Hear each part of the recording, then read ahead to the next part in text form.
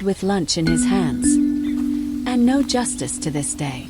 September 11th, 2015. A quiet Friday afternoon in North Charleston, South Carolina. Victor Martin had just clocked out of work, sweaty, tired, and looking forward to a quiet lunch break. He stopped at a corner deli and ordered his usual turkey on rye, no mayo, extra mustard. Minutes later, he was lying on the ground, bleeding out from 5 gunshot wounds, fired by police officers who claimed they thought he was holding a weapon. But he wasn't. He was holding his lunch. Victor was 35 years old, a warehouse supervisor, no criminal record, known around his neighborhood as the man who always held the door, tipped delivery drivers, and fixed your brakes for free. He lived in a modest 1-bedroom apartment, took care of his mother, who had arthritis.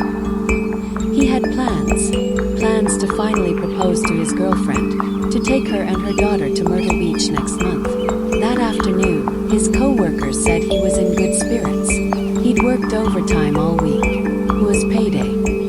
He left the building with his headphones in, sandwich in one hand, phone in the other. He didn't know someone had called 911 just 2 minutes before. Suspicious-looking man, pacing back and forth, something shiny in his hand. That was the report from a woman who had seen Victor walking in the alley near her apartment. The object she saw, foil-wrapped sandwich. She later admitted she couldn't see clearly, but the call had already gone out as a possible threat with weapon. 2 officers, Jason Fry and Paul Holloway, arrived at the scene. They claimed they saw Victor walking toward them. They shouted commands, but Victor didn't stop. He had his headphones in. Witnesses said there was no warning shot, no attempt to de-escalate. In less than 10 seconds, 1 officer opened fire. 5 shots, 2 in the chest, 1 in the arm, 1 in the back, 1 in the leg. Victor dropped to the ground. The sandwich bag split open beside him. His phone was found 5 feet away. He never even got to speak. Paramedics arrived, but it was too late. Victor was pronounced dead at the scene. The deli receipt was timestamped just 15 minutes before. His wallet was still in his back pocket. The officers were placed on administrative leave. Body cam footage was never released. Officials claimed the officers weren't wearing them, despite department policy.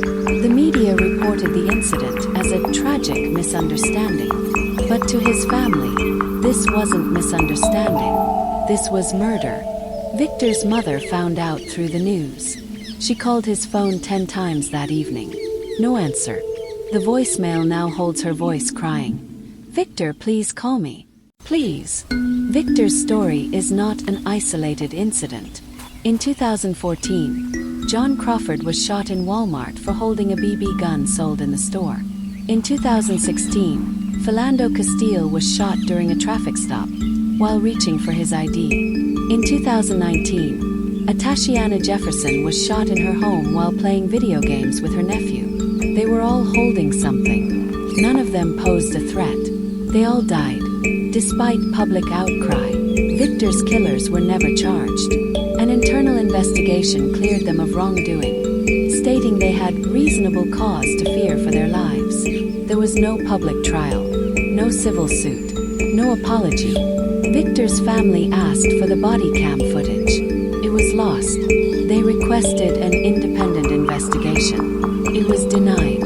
The city quietly paid a settlement, but forced the family to sign an NDA. Victor's mother now visits his grave every Sunday. She places a turkey sandwich on the grass. "He never got to eat it," she says, "so I bring him one."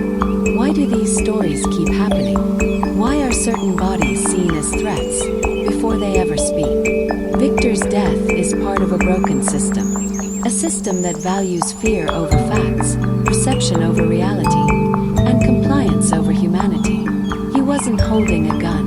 He wasn't charging at anyone. He was holding lunch. Victor Martin should still be here. He should have eaten that sandwich. He should have gone to the beach. He should have held his girlfriend's hand under the sun. But he didn't get that chance. Share his story. Say his name. Speak his truth. Because silence is complicity.